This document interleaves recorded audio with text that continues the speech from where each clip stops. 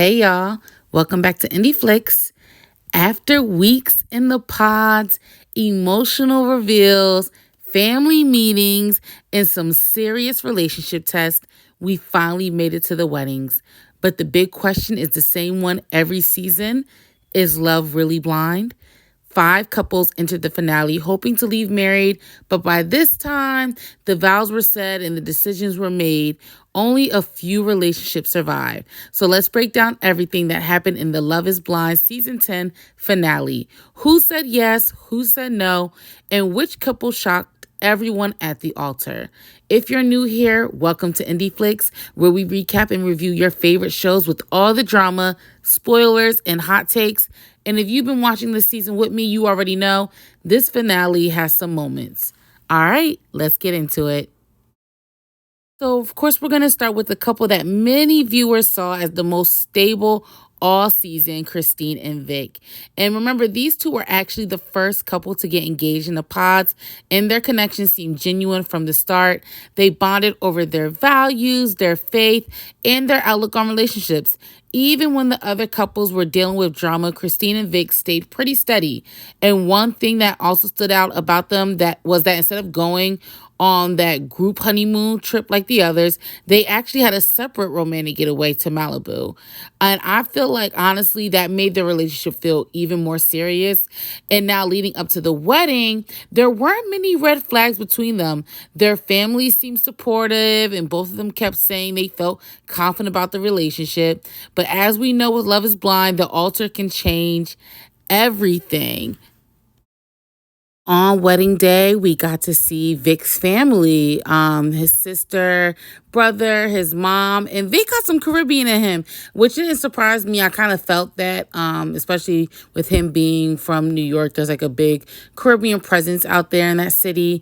But it was nice to see. They were very welcoming, and Christine looked very excited to meet them as well. And it seems to me that they gave her the approval on being in the family.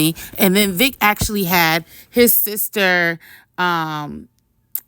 marry them at the altar. So that was nice to include them, even though, we haven't seen them, until the end. But, when Christine walked down that aisle, she looked obviously calm, how she'd been all season, and emotional. And then when the moment finally comes for her to answer the question, she says, I do. And then Vic's turn, and without hesitation, he also says, I do.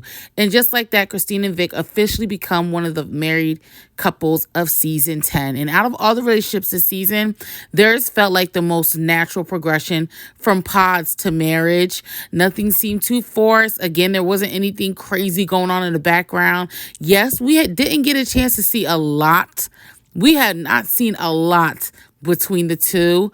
But from what we could see, you can just tell it was there. So you guys let me know in the comments, did you already sense that they were already going to be a yes from the beginning of this whole journey? Let me know.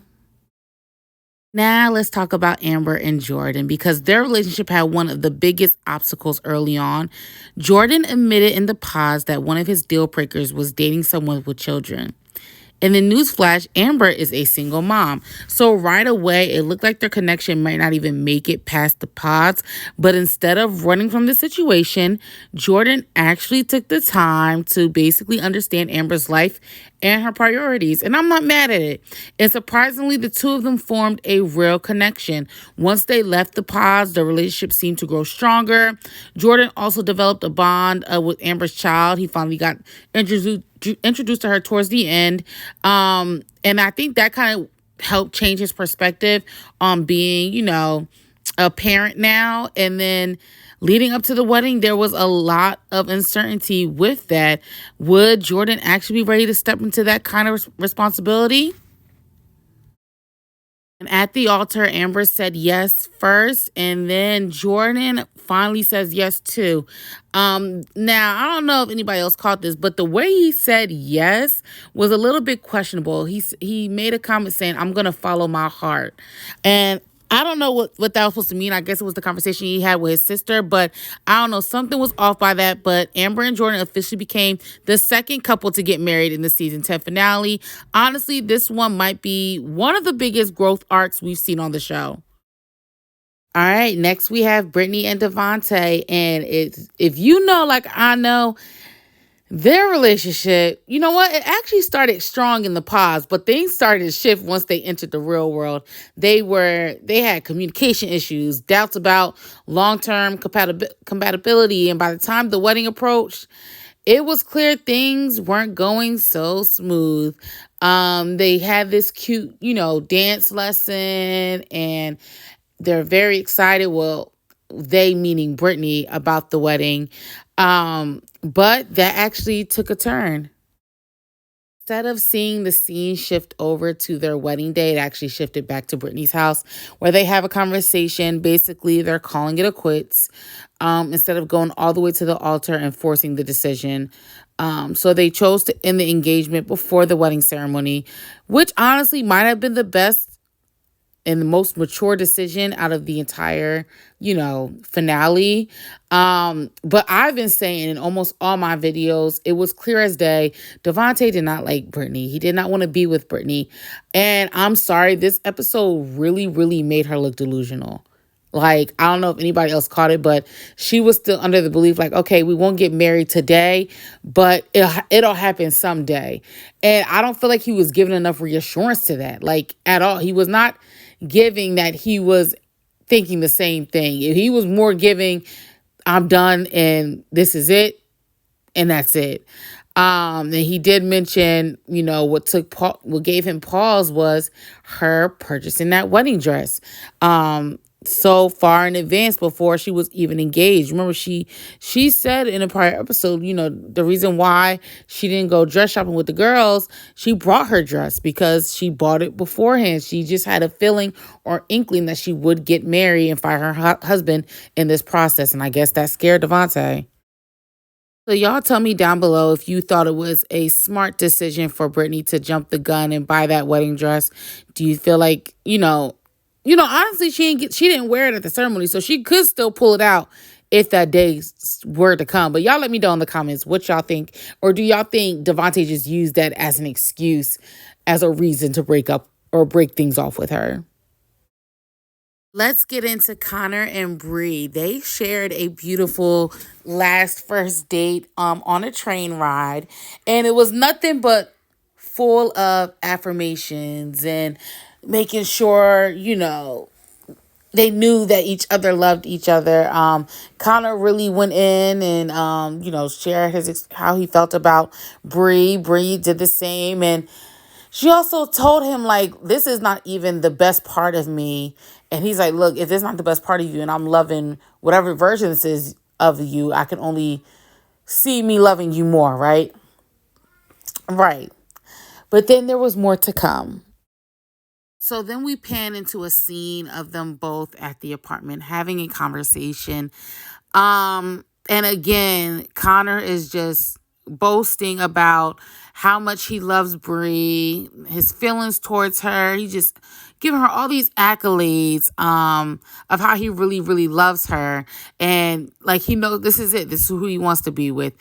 And Bree, acknowledges that, but she also gears up to tell him, like, look, I'm not the best version of me. And I could be better, and you don't even love that part. But, basically she's calling it a quits, right? Giving the more of, it's not you, it's me breakup. That's what it was kind of giving. And I felt so bad, but I knew this was coming. I knew if it wasn't going to be at the altar, it was going to be a breakup. You could just tell. I don't know. And somebody let me know in the comments. I don't know what Bree feels like she's missing or what she wants. Like, it just seems like she moves as if something, like, it's not enough almost. You have this man, this really good man, really good, stable man who's willing to do anything and everything for you, love you the way that you want to be loved and all that. And it just still doesn't seem like it's enough. And I feel bad for Connor because you could tell, again, that he was way more into her than she was into him. And I hope that whole issue, we're not going to say his name, didn't, steer her mind away from the potential that her and Connor could be.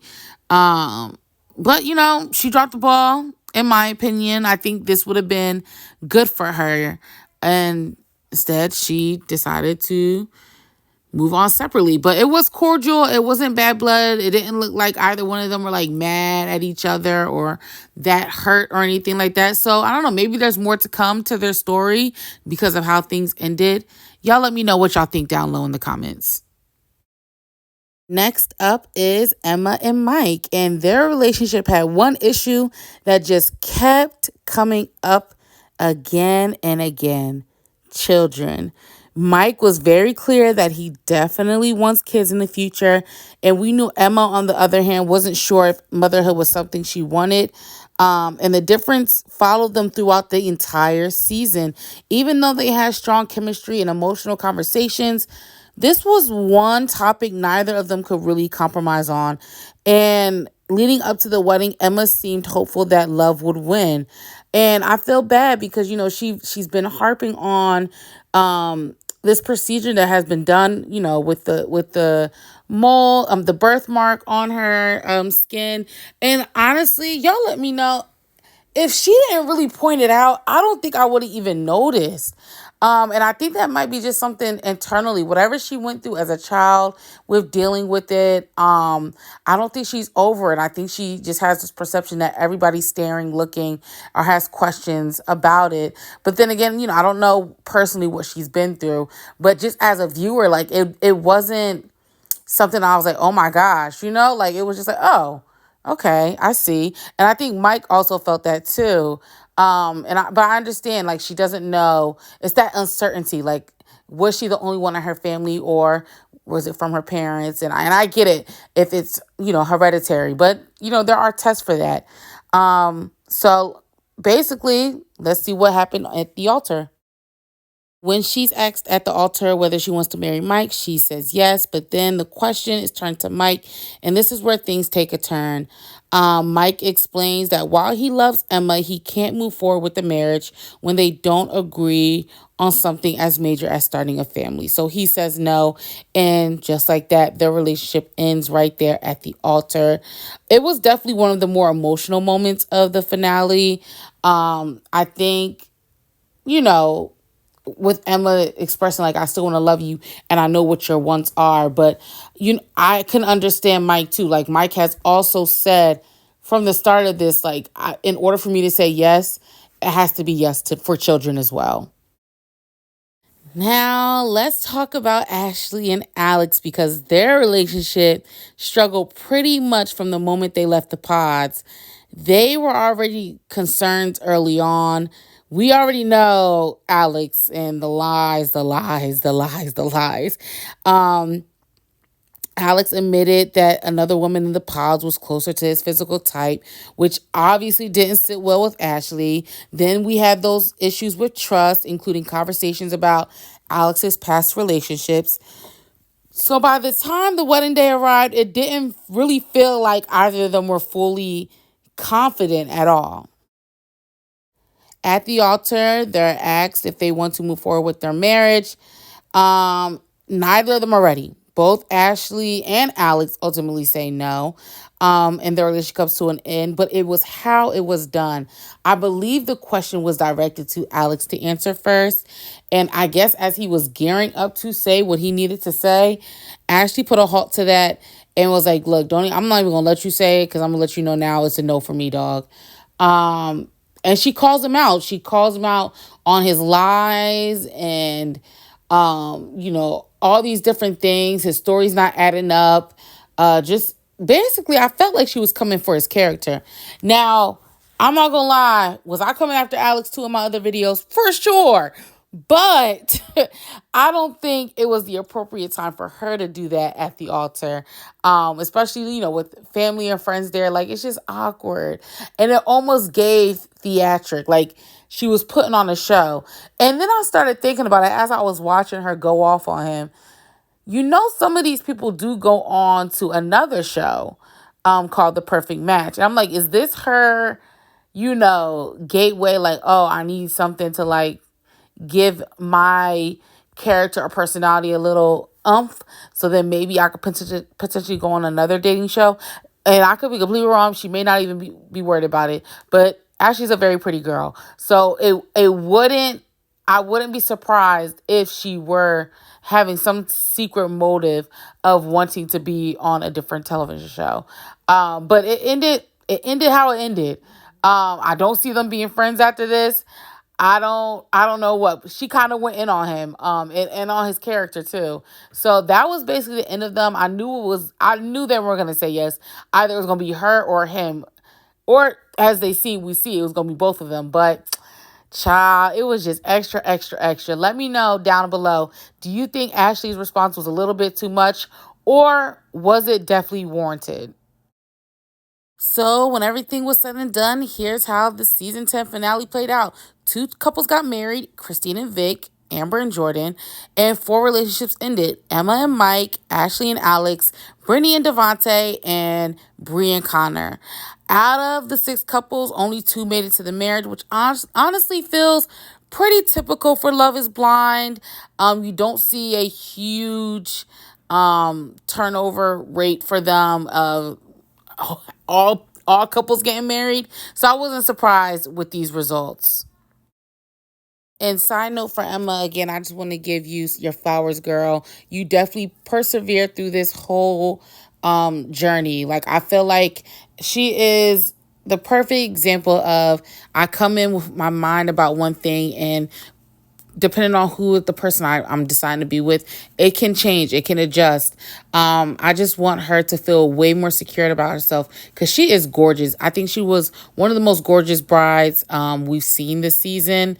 If this don't work out, Emma, you need to become some type of bridal model or something, because you were stunning. So flowers for Emma, y'all.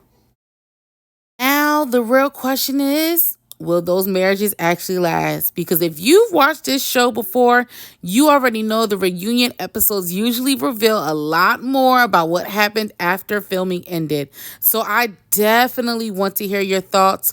Which couple did you think had the strongest relationship this season? And were you surprised by any of the decisions at the altar? Drop your thoughts in the comments. I swear this reunion better not piss me off. They better ask the right questions to the right people. Let's get down to the nitty gritty. And if you enjoyed this recap, don't forget to like, subscribe, and turn on notifications so you don't miss future recaps here on InDFlix. I'll see you in the next one.